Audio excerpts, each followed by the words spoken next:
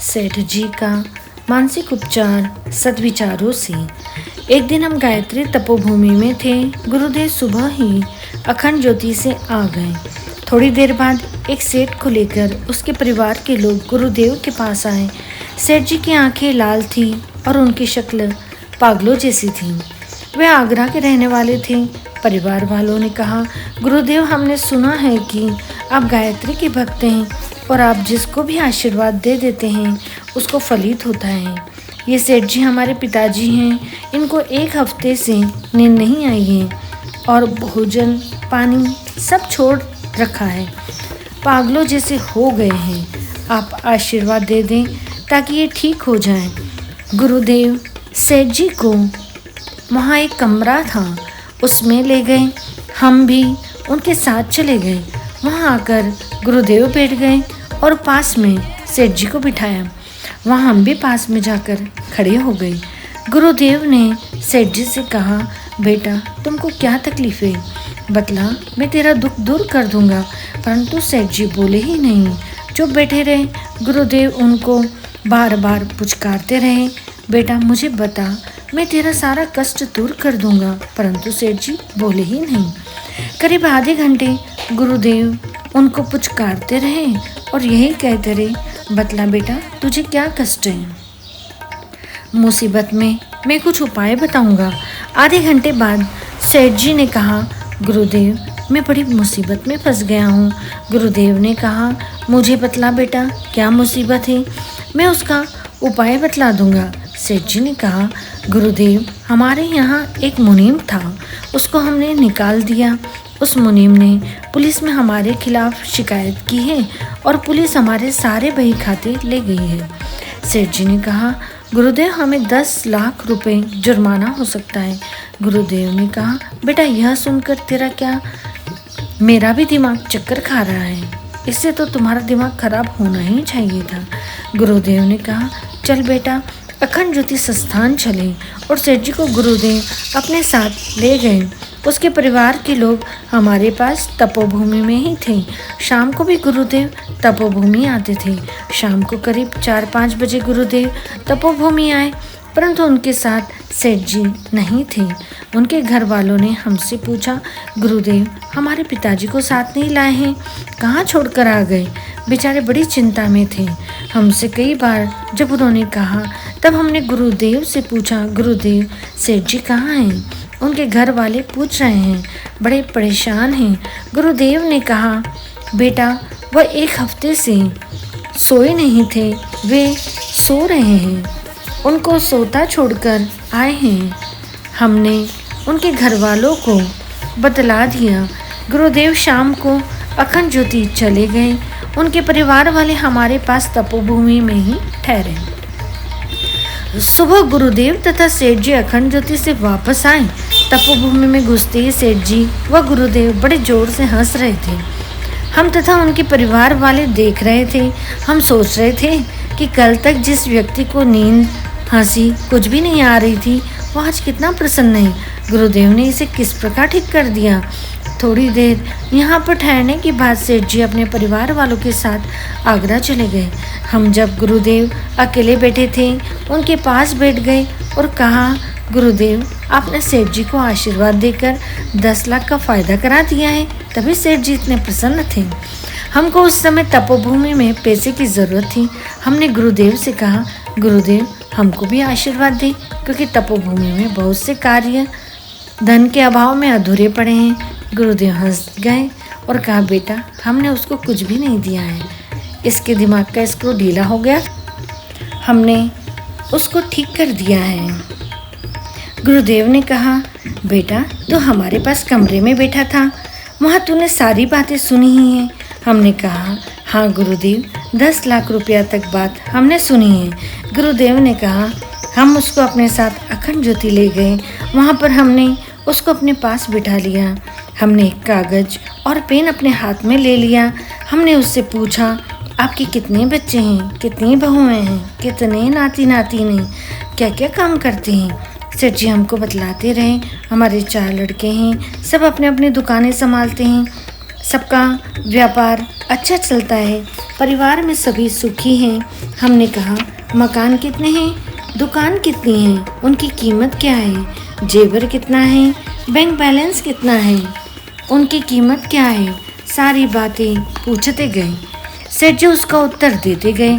जब हमने उनके मकान की कीमत जो उन्होंने बतलाई, दुकानों का धन, नगद बैलेंस, जेवर जितने बतलाए थे उसका टोटल लगाया तो वह 90 लाख रुपए का बैठा। सेठ जी ने कहा, गुरुदेव इतना तो है।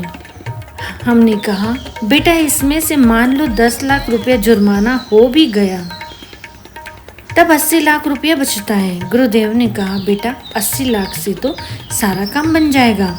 सेठ ने कहा, हाँ गुरुदेव, फिर आपने अपना दिमाग खराब क्यों किया, जिससे हमारा दिमाग भी खराब हो गया। हमने कहा, हम गायत्री माता से प्रार्थना करेंगे। इस पर सेठ जी विचार करते हैं और मुस्कुराने लगे। हमने उनसे कहा, बेटा बात कितनी छोटी सी थी, चल दोनों भोजन करें। दोनों ने साथ साथ भोजन किया और उसको विश्राम करने को कहा। वह सोने लगा और हम तपोभूमि चले आए।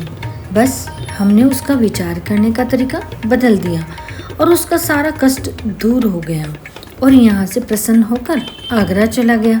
बेटा हमने विचार करने का तरीका उसका बदला है और कुछ नहीं किया है।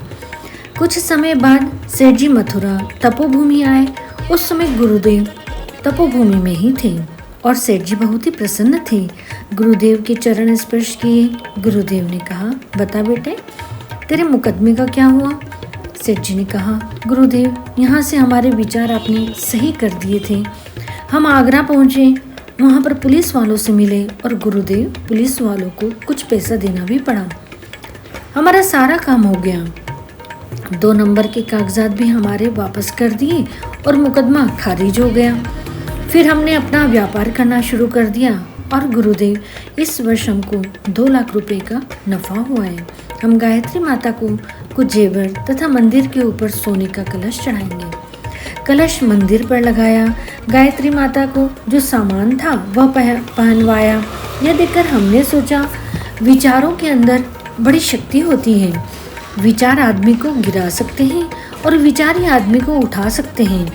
आदमी कुछ नहीं है, विचारों का बना हुआ है। गुरुदेव ने कहा, बेटा विचारों से आदमी देवता, ऋषि, महात्मा ही नहीं परमात्मा बन जाता है और विचारों से ही आदमी डाकू, लुटेरा बन जाता है। तभी हमने विचार क्रांति अभियान चलाया। छोटी छोटी बातों को लोग इतनी बड़ी कर देते हैं कि वह समस्या हो जाती है। देखो, सेठ की बात छोटी सी थी और गलत विचार करके अपने को पागल बना लिया। अगर हम उसको विचार नहीं देते तो वह मर जाता और उसका सारा व्यापार ही नष्ट हो जाता। विचारों की सफाई के लिए ही हमने सारा साहित्य लिखा है। जो भी साहित्य हमने लिखा है, इससे प्रत्येक व्यक्ति की समस्याओं का हल हो सकता है। जो व्यक्ति हमारे विचारों को पढ़ेगा उसके घर में स्वर्ग बना रहेगा। आदमी को व्यस्त रहना चाहिए और मस्त रहना चाहिए। बेटा हम विचारों से एक नया संसार बनाना चाहते हैं। बस तुझे एक ही काम करना है, मेरे विचारों को घर घर पहुंचाना ही मेरी सच्ची सेवा है।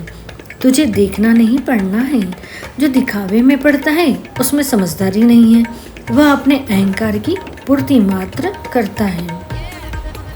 उसी दिन से हमने निश्चय किया, कितनी ही मुसीबत आए, चाहे हमारा 5 ही व्यक्ति साथ दे, हमको गुरुदेव के विचारों को ही घर घर पहुंचाना है। तभी से हम गुरुदेव के विचारों को फैलाने में लगे हुए हैं। दिन रात उनके विचारों को फैलाने में ही हमारा चिंतन लगा रहता है। गुरुदेव ने कहा, अगर समस्याओं को हल करना है तो हमारे विचारों से ही समस्याओं का हल होगा। चाहे आज कर लो, चाहे 100 वर्ष के बाद। गायत्री माने ऊंचे विचार, यज्ञ माने परोपकार। जब तक व्यक्ति निकृष्ट विचार वाला और स्वार्थी रहेगा तब तक समस्याओं का हल हो ही नहीं सकता। शंकराचार्य अगर अपनी माँ का कहना मानते तो एक पंडित या प्रतिष्ठित कथावाचक बनकर रह जाते। वे शंकराचार्य नहीं बन सकते थे। उनके विचारों ने उनको शंकराचार्य ही नहीं, शिव का अवतार बना दिया। विवेकानंद नौकरी करते तो वे केवल बड़े बाबू बन सकते थे, वे धर्मगुरु नहीं बन सकते थे। जिन्होंने भारतीय संस्कृति का प्रचार विदेशों में जाकर किया। गुरु नानक देव अगर व्यापार करते तो 2-4 दुकानों के मालिक बन सकते थे, महान नहीं बन सकते थे। सिखों के गुरु नहीं बन सकते थे।